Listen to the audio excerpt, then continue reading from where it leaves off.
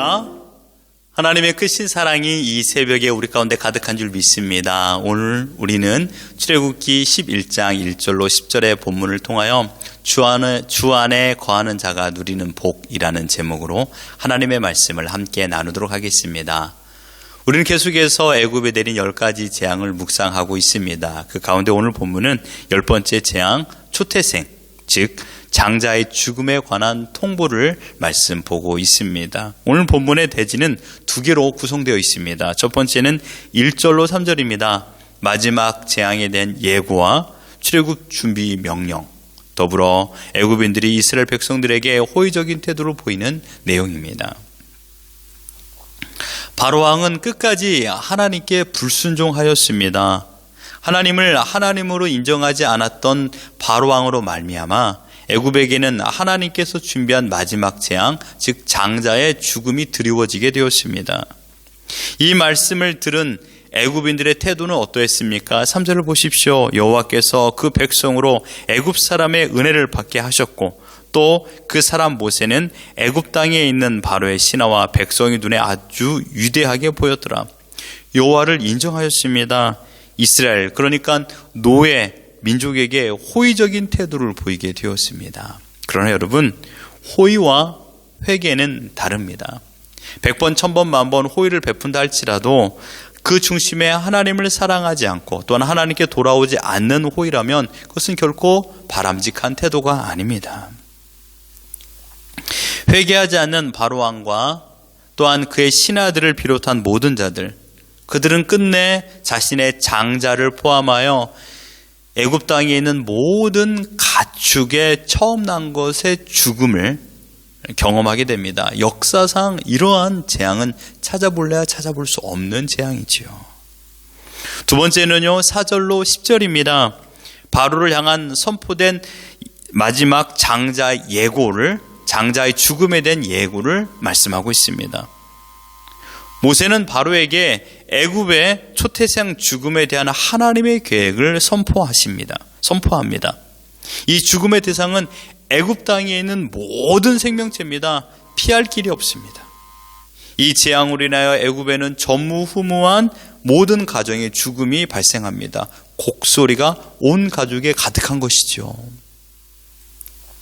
그러나 그의 반면 이스라엘 백성은 어떠합니까? 이 재앙에서 구별되어 살아날 것이다 라는 말씀을 하고 있습니다. 본문 7절을 보십시오. 그러나 이스라엘 자손에게는 사람에게나 짐승에게나 개 한 마리도 그 혀를 움직이지 아니하리니 여호와께서 애굽 사람과 이스라엘 사이를 구별하는 줄을 너희가 알리라 하셨다라고 말씀하고 있습니다. 바로 왕의 마음은 여리고 성보다 더 강력하였습니다. 결단코 흔들리지 않았습니다.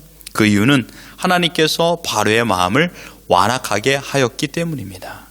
10절을 보시면 모세와 아론이 이 모든 기적을 바로 앞에서 행하였으나 여호와께서 바로의 마음을 완악하게 하셨으므로 그가 이스라엘 자손을 그 나라에서 보내지 아니하였더라.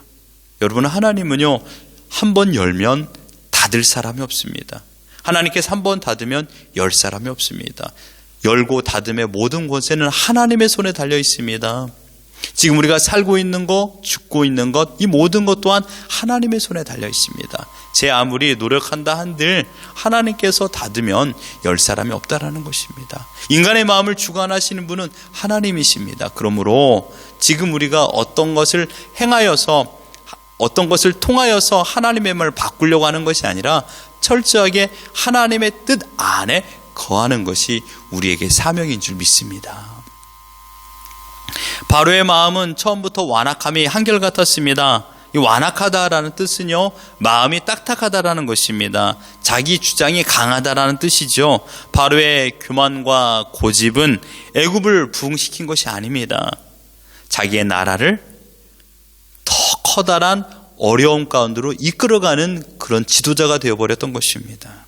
이것이 오늘 본문의 전반적인 내용입니다.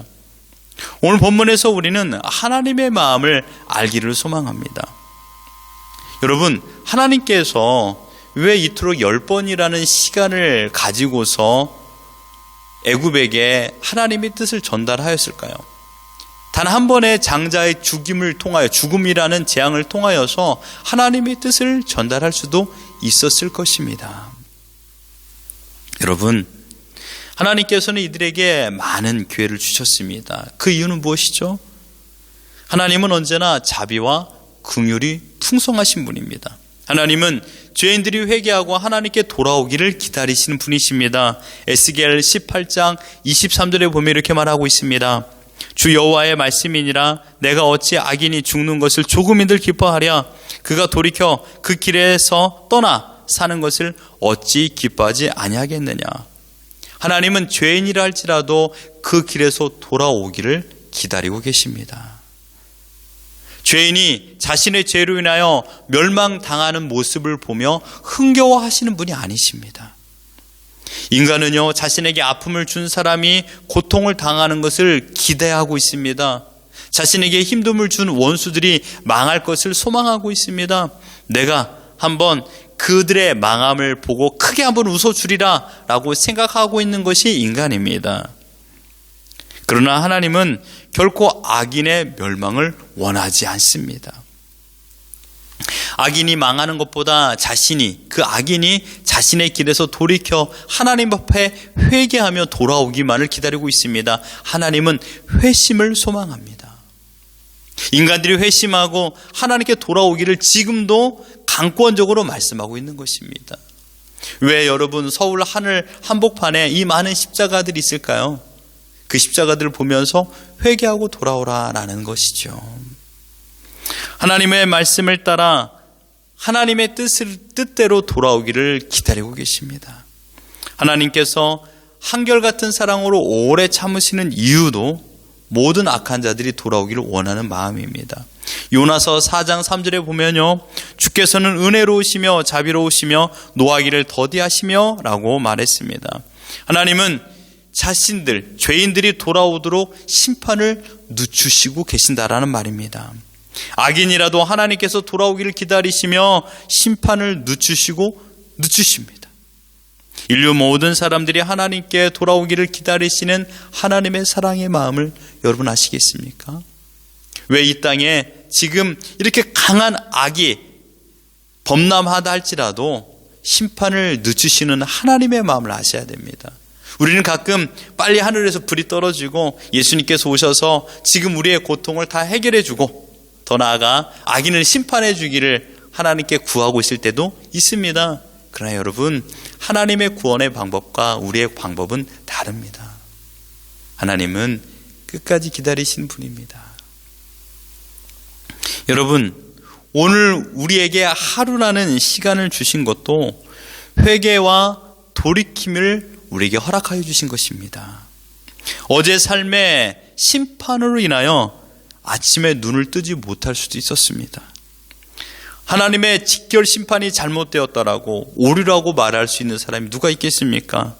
살리시고 죽이시는 권세가 하나님의 손에 달려 있는 것을 믿노라면 오늘의 시간을 허락하여 주신 하나님의 목적이 있다라는 것을 여러분 아셔야 됩니다. 오늘 살게 하시는 하나님의 목적은 어제 하나님의 뜻대로 살지 못했던 것에 대한 반성과 그 모든 것을 다시금 채우고 하나님 안에 거할 수 있도록 이끌어 주신 하나님의 특권입니다. 여러분, 어제와 동일한 모습으로 오늘을 살지 마십시오. 어제 분명히 힘들고 어려워서 원망과 불평하며 살았을 것입니다. 그러나 오늘만큼은 어제와 동일한 삶을 살지 않고 하나님 안에서 주 안에 있는 나에게 딴 근심이 있으랴 라고 말했던 것처럼 내 근심이 바뀌어 찬양이 되고 나의 슬픔이 변하여 웃음이 될 수 있는 그 하루를 허락하여 주신 하나님을 바라보며 오늘을 살기를 주님의 이름으로 축원합니다. 누가복음 15장에 나오는 탕자의 아버지가 생각나지 않습니까? 그 아버지는 집 나간 아들이 돌아오기를 기다리고 있었습니다. 아마 끝까지 기다렸을 것입니다. 아들이 돌아올 때까지요. 왜냐하면 아버지는 아들을 결코 포기할 수 없었기 때문입니다. 날마다 문 열어놓고 아들이 오기만을 기다렸습니다. 둘째 아들이 동네 입구에 서 있는 걸 봤습니다. 아버지께로 돌아가야 되나 아니면 다시 돌아가야 되나 세상으로 나가야 되나 그 고민하고 있는 서성거리는 그 모습을 멀리서 아버지는 봤습니다. 단걸음에 한 걸음에 달려나갔습니다. 그 누구도 그가 집 나간 아들이라고 생각하지 못했을 적에 아버지는 그 아들을 알아본 것입니다. 그 목덜미에는 더럽고 취한 냄새가 가득했습니다. 아랑곳하지 아니하고 아버지는 그 아들을 껴안고 눈물의 입맞춤을 하게 되었습니다. 사실 우리도 예전에는 하나님의 심판의 대상이 아니었습니까? 우리가 무슨 구원받을 만한 선한 행동을 한 적이 뭐가 있습니까? 악하고 악한 심판의 대상인 뿐이죠. 더하면 더하지 못하지 않은 죄인들이었습니다. 지금도 구원의 은혜를 받았음에도 불구하고 하나님의 뜻대로 살아가는 것보다 하나님의 용서의 은혜를 받은 것을 기억하지 아니하고 내 마음대로 살아갈 때가 얼마나 많이 있습니까? 우리는 매일마다 아주 쉽게 사람을 미워하고 아주 쉽게 원망과 불평하며 아주 쉽게 육신의 정욕을 따라 살아가는 자들입니다. 그러함에도 불구하고 하나님께서는 집 나간 둘째 아들이 돌아온 모든 것들, 지난 시간들, 수년에 걸쳐 범한 죄를 기억하지 아니하고 그것에 관심을 두지 아니하고 돌아온 아들에게만 관심을 가지고 있다라는 사실을 기억하십시오. 하나님은 그러하신 분입니다. 현재의 죄도 용서해 주시고 지난날의 죄도 용서해 주시며 지난날의 모든 시간을 기억하지 않겠다라고 예수 그리스도 십자가의 보혈로 모든 걸 씻겨주셨음을 우리에게 선언하여 주셨습니다. 우리의 커다란 죄보다 예수 그리스도의 십자가의 보혈이 더 크고 위대한 힘을 가지고 있는 줄 믿습니다. 이것이 바로 하나님의 사랑입니다. 오늘 본문 7절을 다시 한번 보십시오. 그러나 이스라엘 자손에게는 사람에게나 짐승에게나 개 한 마리도 그 혀를 움직이지 아니하리니 여호와께서 애굽 사람과 이스라엘 사이를 구별하는 줄을 너희가 알리라 하셨나니. 내가 나의 택한 백성을 구원하기로 작정하셨다라는 말씀을 우리에게 보여주고 있습니다. 개 한 마리의 혀도 움직이지 않겠다. 무슨 말입니까? 개 한 마리도 죽이지 않겠다라고 말하고 있습니다. 하물며 자기 백성, 하나님의 백성인 우리를 어찌 버리겠느냐라고 말씀하고 있는 것입니다. 이스라엘 백성의 입장에서 10가지 재앙이 내렸던 그 시기는 그들에게 있어서 잊을 수 없는 기억일 것입니다. 하나님께서 함께 하시는 인생의 결과가 무엇인지를 알았기 때문입니다. 가장 두려운 시간이었을 것이며 가장 행복한 시간이었을 것입니다. 그렇습니다. 사람이 가장 행복해지는 방법은 하나님의 궤도, 즉 하나님의 보호 안에 있을 때 가능합니다. 인간의 행복은 하나님 안에 있을 때 가능합니다. 인간이 가장 안전할 때는 언제일까요? 하나님 안에 있을 때입니다. 하나님의 최후 심판에서 피할 악인이 단 한 사람도 없듯이 반대로 하나님 안에 거하는 하나님의 백성을 빼앗아갈 사람도 단 한 사람도 없습니다. 왜냐하면 하나님께서 구분하여 불러서 보호하고 있기 때문입니다. 로마서 8장 39절에 이렇게 말합니다. 높음이나 깊음이나 다른 어떤 피조물이라도 우리를 우리 주 그리스도 예수 안에 있는 하나님의 사랑에서 끊을 수 없으리라. 이 말씀을 믿으시기를 주님의 이름으로 축원합니다. 개 한 마리도 죽이지 않도록 지키시는 하나님이신데 하물며 예수 그리스도의 피값으로 사신 우리를 하나님께서 버리시겠습니까? 이것은요 불가능합니다. 왜냐하면 하나님께서 머리털 하나도 상하지 않도록 보호하고 계시기 때문입니다. 때로는 우리 앞에 힘든 일들이 나의 마음을 두렵게 만들 때도 있습니다. 그러나 기억하십시오. 아직 일어나지 않은 일입니다. 아직 일어나지 않은 내일이나 한 달 후의 일을 먼저 가지고 와서 염려하거나 근심하지 마십시오. 앞으로 어떤 일이 어떻게 될지 우리는 알지 못합니다. 우리가 자주 불렀던 찬양 내일 일은 난 몰라요 라고 말하지 않습니까? 모든 것이 하나님의 주권입니다. 설령 어려움이 닥친다 할지라도 하나님께서는 피할 길과 감당할 만한 힘을 주시는 분이신 줄 믿습니다.